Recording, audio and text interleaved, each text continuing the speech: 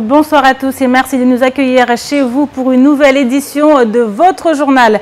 Ce soir, nous serons en compagnie de Thomas Raymond, président du BOTY France, le Battle of the Year, avec lui également l'artiste Enel. Bonsoir messieurs. Bonsoir. Alors oui, il sera question de Battle of the Year. On est à J-4 du Grand Show. On le verra, cette édition dans la lignée des précédentes s'annonce prometteuse. Alors à quoi doit-on s'attendre en termes de performance, de spectacle? Y aura-t-il des surprises? On en parle tout à l'heure avec vous dans ce journal. Avec nous également sur le plateau, Pierre Bellucci. Bonsoir Pierre. Bonsoir Amina et bonsoir à tous. Avec vous, on va parler d'économie puisque nous allons revenir sur cette étude de l'IEDOM qui revient sur l'année 2015. L'année a-t-elle été satisfaisante pour les acteurs économiques de l'île ou alors plutôt décevante? Vous nous direz tout cela tout à l'heure dans ce journal. Mais d'abord, voici les titres de ce mardi 3 mai.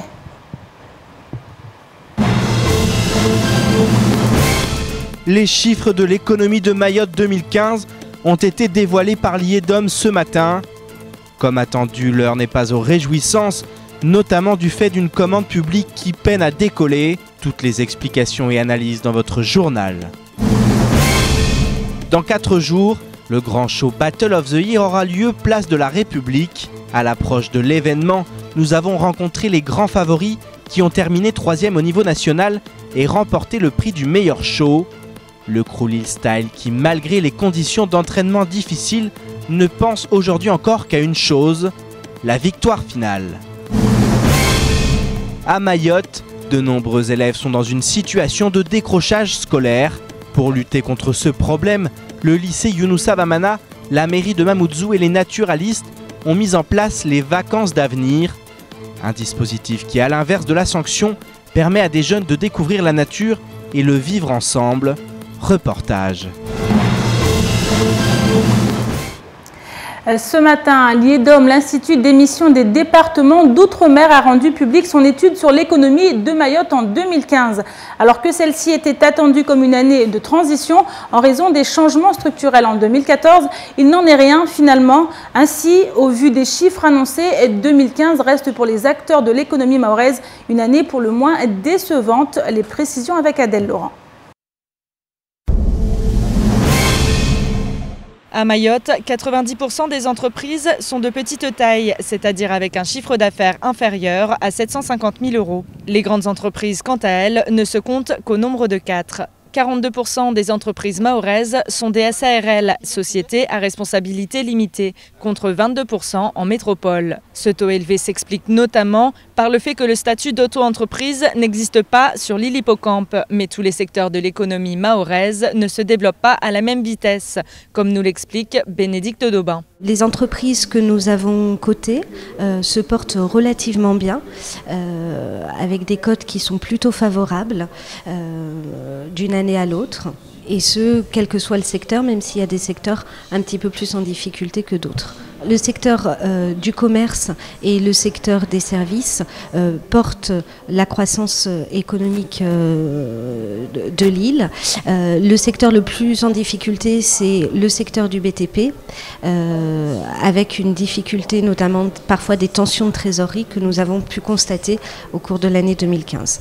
La consommation des ménages devrait se maintenir à un bon niveau en 2016. Le secteur du commerce devrait donc rester dynamique. Par contre, les secteurs comme le BTP, qui dépendent de la commande publique, avancent avec beaucoup d'incertitudes. En effet, les contrats de plan État-région prévus de 2015 à 2020, ainsi que le programme de fonds européens prévu, lui, de 2014 à 2020, ont pris du retard. Les fonds européens doivent être mis en œuvre 2014-2020. On est en 2016, on a donc quasiment consommé 2 ans sur la période. Donc ces projets-là doivent être mis en place et doivent profiter à l'activité économique de Mayotte. Et si ça prend du retard et c'est pas encore mis en place en 2016, en 2017, ça va commencer à être compliqué pour l'activité économique locale parce qu'on ne voit pas d'autres facteurs et d'autres leviers qui viendraient alimenter cette activité. Les projets qui doivent être mis en place par rapport au contrat de projet ou au fonds européen, on attend à ce qu'ils soient portés par les collectivités publiques. Et aujourd'hui, les collectivités publiques n'ont pas des finances qui nous permettent de penser aujourd'hui qu'elles seront forcément capables de lancer ces projets. Donc tout dépend de savoir si la commande publique va réussir à assainir ses finances et à lancer ses projets en 2016. Une grande partie de l'économie locale est donc dépendante de la commande publique, mais ce n'est pas le seul facteur qui influe sur l'économie mahoraise. Il y a des facteurs à risque qui sont à côté et qui sont l'évolution du climat social. Si on connaît le même climat social qu'en 2015, ça va forcément être compliqué. Et puis il y a aussi la gestion de l'insécurité qui ne cesse de monter et qui aussi peut déranger l'activité économique.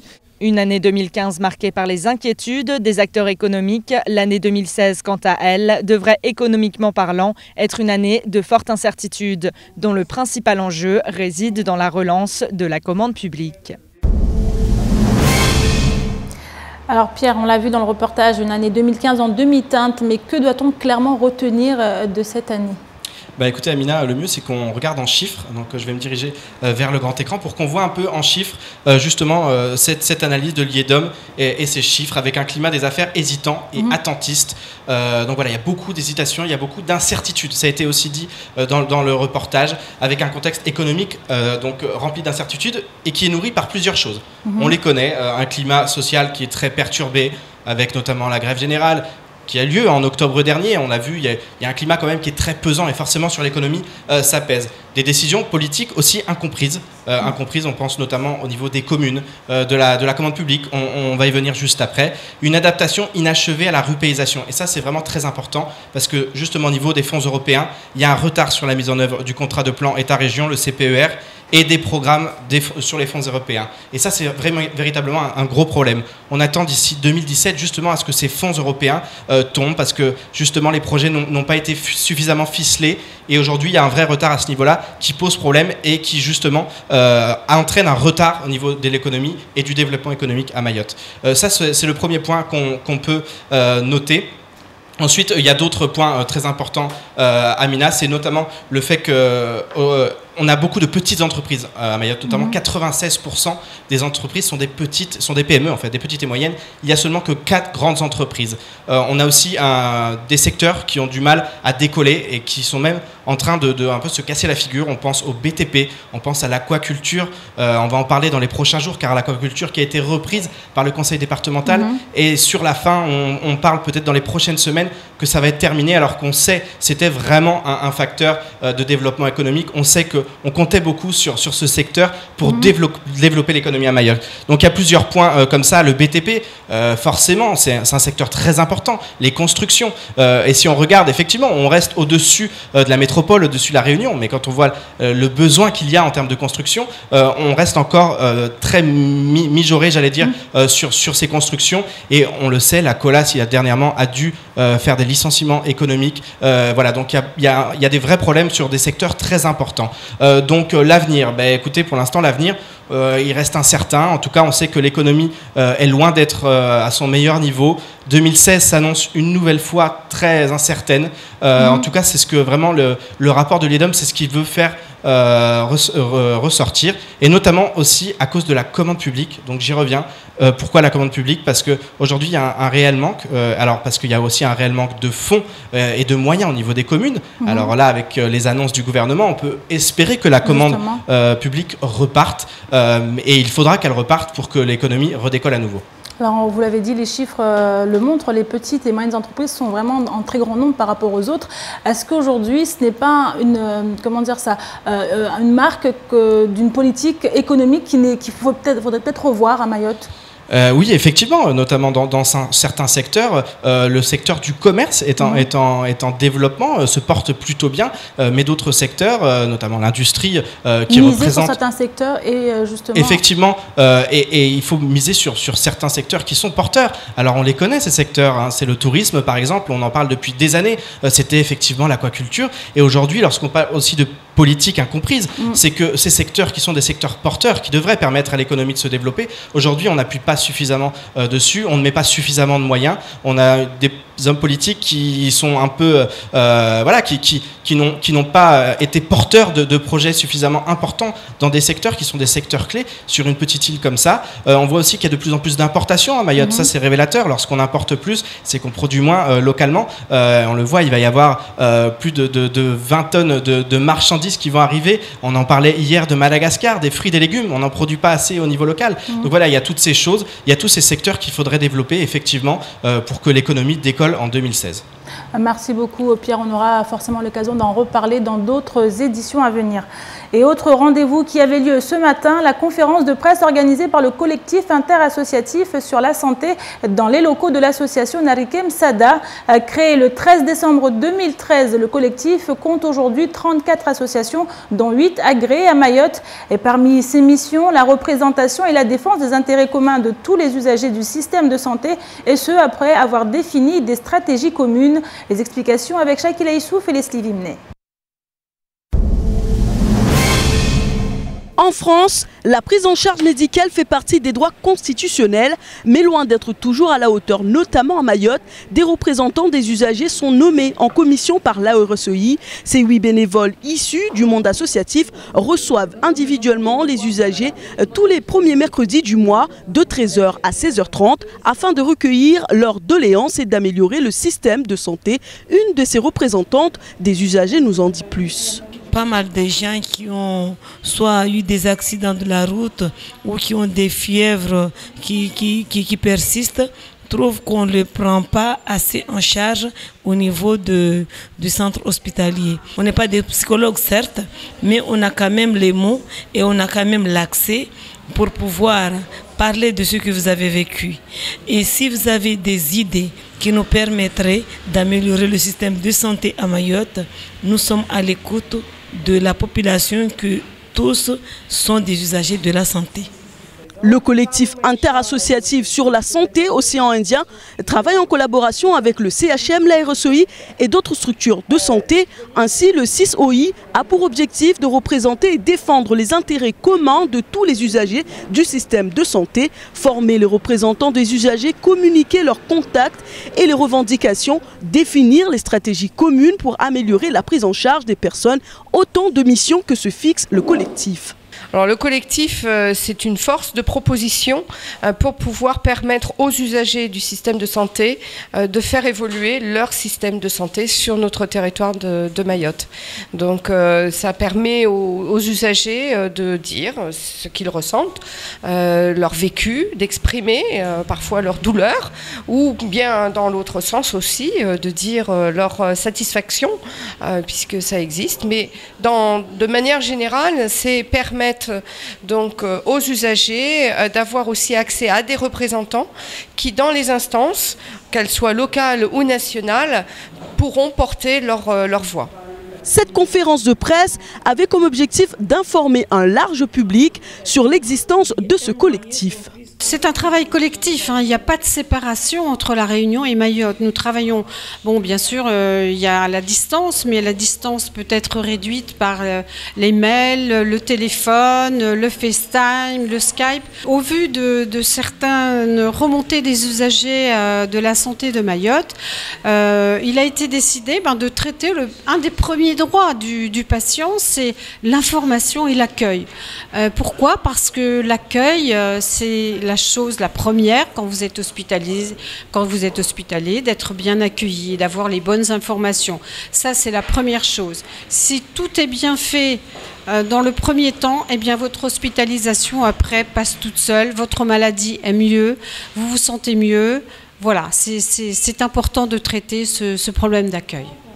Ce vendredi 6, le collectif interassociatif sur la santé Océan Indien invite la population à la 2e journée régionale des usagers de la santé à Sada, place de l'artisanat de 7h30 à 16h.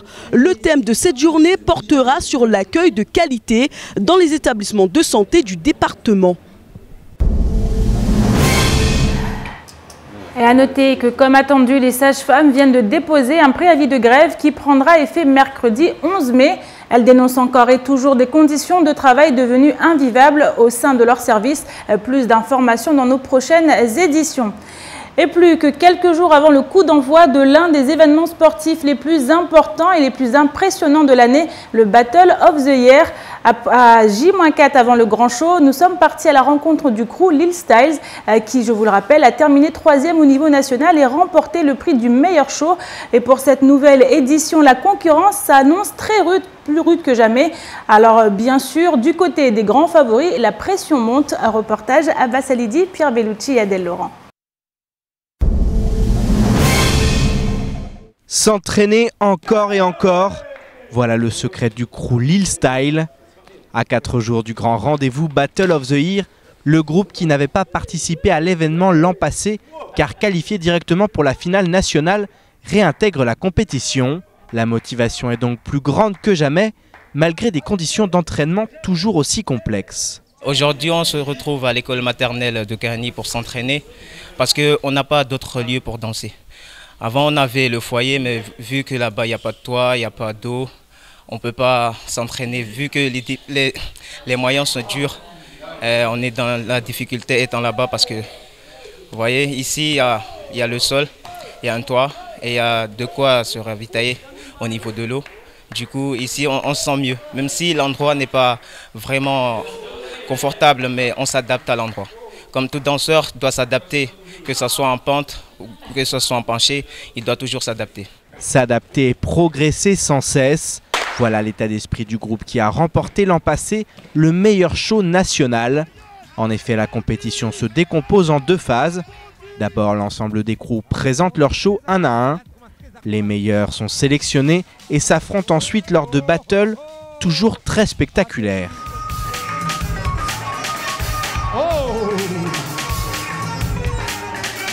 Oh là là, quelle figure! Le plus difficile, ça sera en combi parce que les battles, c'est jamais comme on pense. Ça dépend des adversaires, il faut sortir les bons trucs au bon moment. Donc c'est pour ça on s'entraîne, que combi en ce moment. Là, le show, on répète vite fait, mais que combi. Le niveau ne cesse de progresser d'année en année.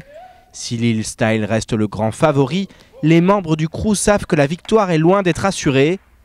Ils redoublent donc d'efforts tout en restant confiants quant au show à venir. On travaille dur, jour et nuit, chaque jour. Donc là, je pense qu'on est prêt pour la Battle of the Year 2016. Je crois qu'on a toutes nos chances comme... depuis un moment, on est leader, on va dire, au Battle of the Year Mayotte. Et je pense avec l'expérience du Bochi, meilleur show de l'année dernière, et l'expérience emmagasinée pendant toutes ces années, je pense qu'on a toutes nos chances. Mais bon, il y a d'autres crews, peut-être qu'il y aura des surprises, on ne sait pas, ils s'entraînent tous comme nous. Donc, mais je pense que ça va passer. Samedi soir, le spectacle promet déjà d'être au rendez-vous, place de la République à Mamoudzou. Un show à ne surtout pas rater et qui sera retransmis en direct sur KTV dès 19 h. Alors on en parle avec vous, Thomas Raymond, de ce rendez-vous tant attendu par la jeunesse mahoraise, le Boti, qui aura lieu ce samedi. Alors on l'a vu, des préparations vraiment bien ficelées, les jeunes sont motivés. Quel est votre regard en fait sur cette édition qui est en train de se préparer ? Je pense qu'on est depuis, là c'est la 6e édition, donc du coup maintenant on est un peu rodé. Moi ça fait maintenant 6-7 ans que je viens. Ce qui est toujours intéressant, c'est de voir le nombre de crews, le nombre de danseurs, puisque pour un territoire de la taille de Mayotte, il y aura entre 13 et 14 crews qui participent, disséminés sur l'ensemble de l'île, avec des nouveaux qui arrivent, des jeunes générations qui vont venir un peu titiller Lil Style un peu, parce que là bon, ça va, ils ont gagné 3 fois. Et puis donc il y a une relève aussi qui arrive. Là, cet après-midi, j'étais à Vandrabois pour la sélection du 1-1, donc on voit que voilà, les jeunes arrivent. Et puis toujours cette ambiance place de la République qui est toujours super intéressante, parce que il y a un public dingue, les danseurs sont vraiment super motivés. Et ce qui est intéressant, c'est de voir le niveau qui monte. Et puis avec Lil Style l'année dernière, qui eux sur le Battle of the Year France ont remporté le titre. Je pense que ça va aussi donner des opportunités, des envies à d'autres danseurs, donc j'attends ça avec impatience. Alors Enel, vous vous représenterez sur scène ce samedi, vous êtes pressé d'y être? Oui, et cette fois ce ne sera pas en tant que b-boy mais en tant que chanteur, et d'ailleurs je remercie au Hip Hop Evolution de m'avoir invité. Qu'est-ce que ça représente pour vous d'être là aujourd'hui en tant qu'artiste? On sait que vous avez participé, vous l'avez dit, en tant que b-boy, c'était en 2014 hein? Ouais, c'était en 2014, d'ailleurs on avait gagné la Battle of the Year. C'est juste énorme hein, parce que Hip Hop Evolution, ils m'ont toujours encouragé dans ma deuxième passion, la musique et tout. Malgré que j'étais bon en danse et tout, ils m'ont toujours soutenu dedans et tout. Ils m'ont toujours dit ouais, vas-y, continue, tu iras loin dedans et tout. Et là, je reviens avec quelques trophées, en gros. D'ailleurs, je suis fier de ça et tout. Je suis venu pour la Bocci, mais aussi pour un projet, avec un contrat que j'ai signé avec le réseau de bus à l'eau, où je chante. C'est une chanson contre la violence qui se passe à Mayotte et tout. Donc vous êtes engagé par rapport à ce qui se passe ici, ça vous touche énormément. Oui. Alors Thomas, on le voit, hein, Enel fait partie de ces jeunes qui ont su profiter de ce genre d'événement pour s'élever, pour aller plus loin. Qu'est-ce que vous attendez de ces jeunes aujourd'hui? On l'a vu, hein, ces jeunes le disent, les conditions ne sont pas forcément excellentes, ne sont pas forcément les plus satisfaisantes, mais on sent une envie de réussir, une envie de se battre. Est-ce que ça contribue ou alors au contraire, si on leur donnait plus de moyens, les choses seraient meilleures? Je pense qu'il y a une réalité du territoire où moi, quand la première fois où je suis venu en 2009-2010, avec Hip Hop Evolution, justement, ils se sont vraiment engagés pour permettre aux jeunes d'avoir des conditions d'entraînement qui, même si on le voit sur la maternelle, ne sont pas optimales, mais qui à l'époque étaient encore pires, puisque l'ILSAD, ils s'entraînaient sur le petit parking là, qui est à l'entrée de Kahani, où ils fabriquaient eux-mêmes leur béton, ils se mettaient des bouts de carton avec des ficelles pour tourner sur la tête. Donc je pense que les choses avancent, ça avance jamais assez vite. Maintenant, je pense qu'effectivement, ce que fait Hip Hop Evolution, c'est aussi tout un encadrement, mais qui va au-delà de la danse, puisque c'est des projets de vie aussi. Quand on voit justement maintenant les jeunes que nous, on a connus, Hip Hop Evolution a suivi depuis maintenant 5 ans, ils avaient 15-16 ans à l'époque, ils en ont 21-22.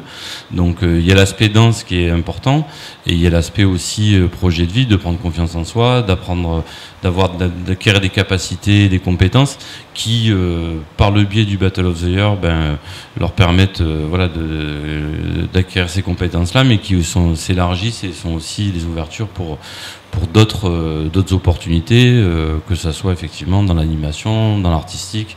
Donc c'est important. Puis ils ont envie de travailler là-dedans, ils ont envie de se donner à fond, et c'est pour ça que ce partenariat avec Hip Hop Evolution, il est super important, parce que pour nous, il y a la danse, bien sûr, il y a le Battle of the Year, il y a la compétition, il y a le battle, mais il y a aussi derrière un avenir. Puis c'est des jeunes qui, je pense, vont porter le flambeau de Mayotte très haut. On voit Enel, on voit d'autres, mais l'Ilsa, l'année dernière, ils ont marqué les esprits, des b-boys comme Demes, comme Anafi, qui viennent de petites terres.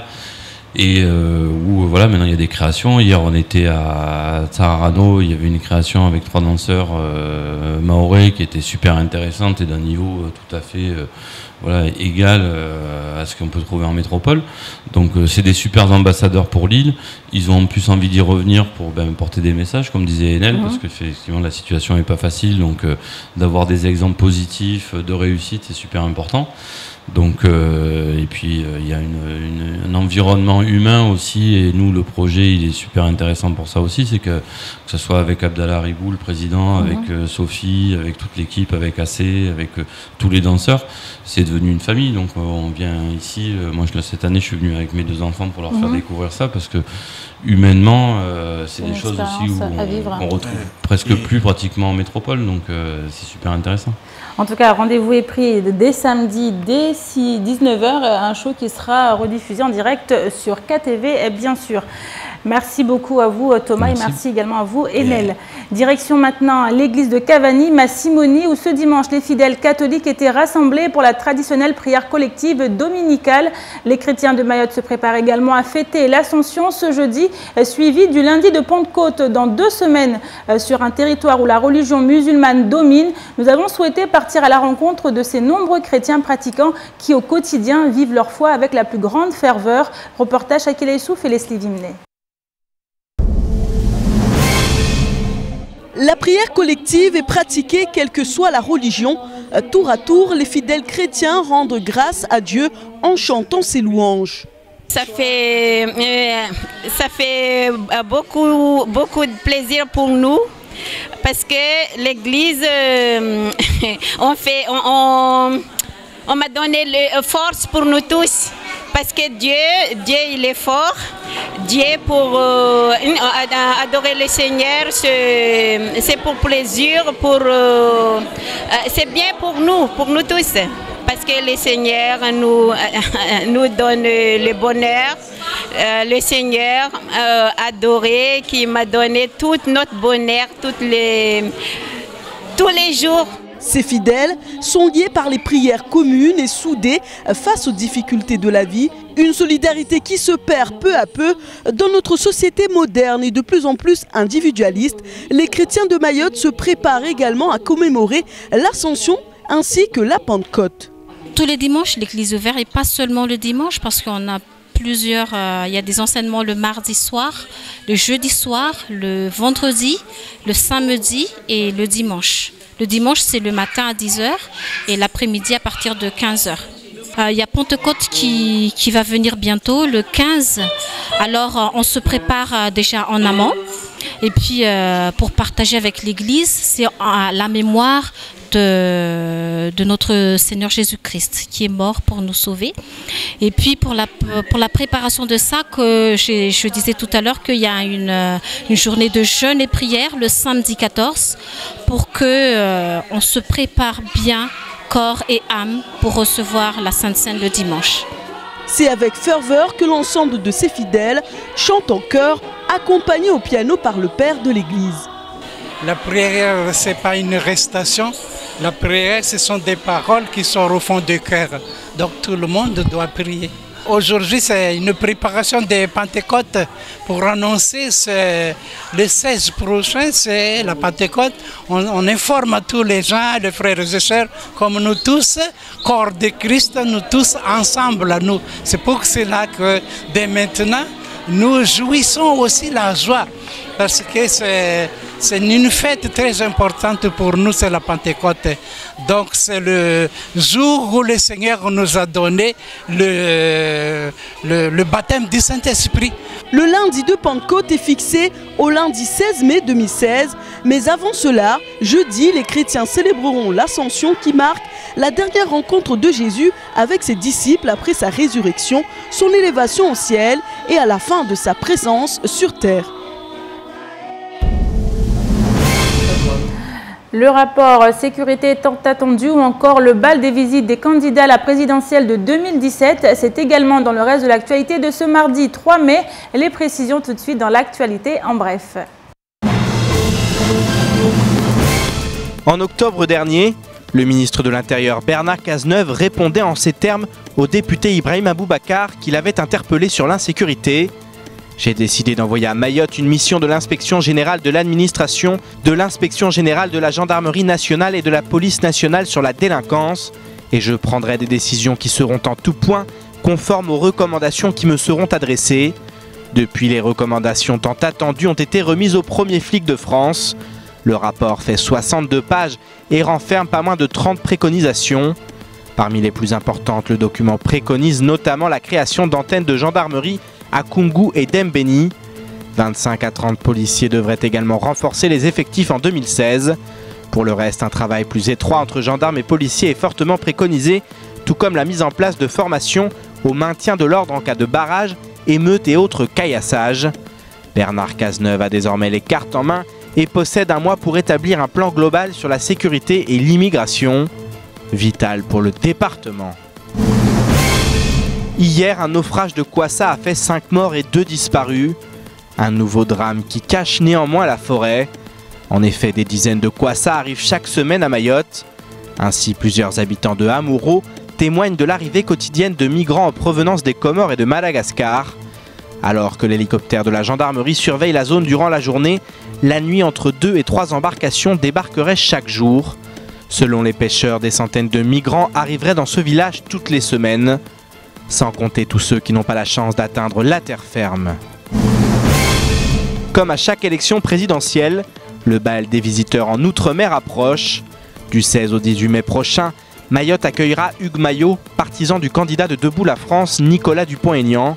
Nicolas Sarkozy est également annoncé en visite express sur le département voisin le 18 mai. Des rumeurs l'annoncent de retour à Mayotte à cette occasion, lui qui n'est plus venu depuis le 18 janvier 2010, alors qu'il était encore président de la République. Bruno Le Maire, l'autre candidat aux primaires du parti Les Républicains, est également attendu à La Réunion en juin et pourrait à son tour faire une escale à Mayotte. La section mahoraise du Front National organise quant à elle une grande réunion le 14 mai prochain. L'information n'est pas confirmée, mais Marine Le Pen, présidente du Front National, pourrait arriver sur l'île le 13 mai, soit la veille. Espérons maintenant que tous ces candidats feront une place particulière au département dans leurs différents programmes. Occuper les jeunes durant les vacances scolaires, un défi de taille à Mayotte que les associations et les autorités tentent de relever. Ainsi, le lycée Younoussa Bamana, en partenariat avec les naturalistes de Mayotte et la mairie de Mamoudzou, ont mis en place des solutions alternatives aux sanctions et à l'échec scolaire au travers d'un projet intitulé « Vacances d'avenir ». À ce titre, 6 élèves en difficulté ont été sélectionnés pour participer durant 4 jours à des activités alliant vie en communauté et découverte de la nature. Un sujet signé Abbas Alidi, Pierre Bellucci et Leslie Vimné. Face à l'échec scolaire et à l'absentéisme, les autorités et autres associations doivent redoubler d'imagination. Le projet Vacances d'avenir a vu le jour dans ce contexte. L'un des animateurs de l'association Les Naturalistes, en charge de 6 jeunes en difficulté, nous en dit plus sur cette action. On a mis ça en place en partenariat avec la mairie de Mamoudzou et le lycée Bamana dans le but de pouvoir donner aux élèves une autre alternative au niveau des sanctions scolaires parce que certains jeunes voilà, ils sont souvent absents et au lieu de les renvoyer pendant une semaine, mieux vaut leur faire un stage. C'est plus bénéfique que de les envoyer en sanction pendant une semaine à la maison sans rien faire. Mais ça peut aussi permettre aux jeunes de pouvoir voilà, rencontrer d'autres publics et pouvoir vivre avec d'autres jeunes et voilà, vivre ensemble, le respect et voilà, l'éducation à l'environnement, ce qui est une chose très, très importante pour la population de Mayotte. Éduquer ces jeunes au respect de l'environnement, voilà l'objectif des naturalistes. Pour cela, les 6 jeunes participants au projet ont visité les retenues collinaires de Dzoumogny et Kombani. Durant ces 4 jours, ils vont enchaîner les visites liées au traitement de l'eau sur le département. De quoi les occuper tout en leur permettant de comprendre mieux leur environnement. Et cela semble beaucoup leur plaire. On la vit plutôt bien parce que on doit faire des activités pour se racheter une conduite vu qu'on n'allait pas encore. Et ça nous évite d'être virés au passage. Alors, on va pas se dire que c'est bien non plus, c'est une punition, mais au moins on reste pas à rien faire, quoi. Je veux me rattraper en venant ici voilà, pour découvrir d'autres choses et comprendre d'autres choses. Du côté de l'animateur, ce stage représente également un grand moment de partage. Il souhaite d'ailleurs que beaucoup d'autres Mahorais comme lui s'engagent en faveur de la jeunesse. Je trouve que c'est une très très bonne initiative. J'encourage, moi déjà je le fais, je suis fier de le faire et j'encourage aussi d'autres personnes de pouvoir bien intégrer ce projet et pouvoir mettre ça dans toutes les domaines, dans tous les établissements scolaires. À Mayotte, ce genre d'initiative pourrait se répéter à l'avenir. En effet, la sanction n'est pas toujours une réponse adéquate pour des jeunes à la dérive. Avant de nous quitter, merci à vous Pierre pour les précisions de tout à l'heure concernant l'économie. Comme on l'a dit, vous allez nous donner les suites pour cette année, notamment 2016. Merci à vous, Amina. Merci également à nos 2 invités, Thomas Raymond, président du BOTI France, et également Enel. Alors, le rendez-vous est pris, on l'a dit, vous pouvez nous rappeler les dates? Alors, samedi 7 mai, pour la place de la République, pour le Battle of the Year, donc en crew, et vendredi, à partir de 18h, à Pamandzi, place des Congrès, pour le battle individuel, donc, où là aussi, il y avait une sacrée concurrence avec ce qu'on a fait cet après-midi à Bandraboua. Donc, il va y avoir du beau spectacle aussi, à la fois sur Petite Terre vendredi, et donc à Pamandzi, et samedi donc à Mamoudzou sur la place de la République. Ouais, je voulais rajouter, venez mettre le show là parce que je vais faire un putain de show, désolé. Ouais, je vais faire le show et tout, venez soutenir et tout, je vais interpréter mon titre Déserteur pour ceux qui le connaissent. Voilà, venez le 7 mai, que le meilleur gagne. Merci beaucoup, le message est passé. En tout cas, merci Enel. C'est la fin de cette édition. Merci à vous, chers téléspectateurs, pour votre fidélité. Une édition rediffusée sur notre site l'infocoesie.fr, sur YouTube et sur notre page Facebook. Demain matin, retrouvez dès 6h toute l'équipe de la matinale. Et prochain rendez-vous avec l'information en radio demain avec le journal présenté par Pierre Bellucci durant la matinale. Toujours bonne soirée à vous sur KTV.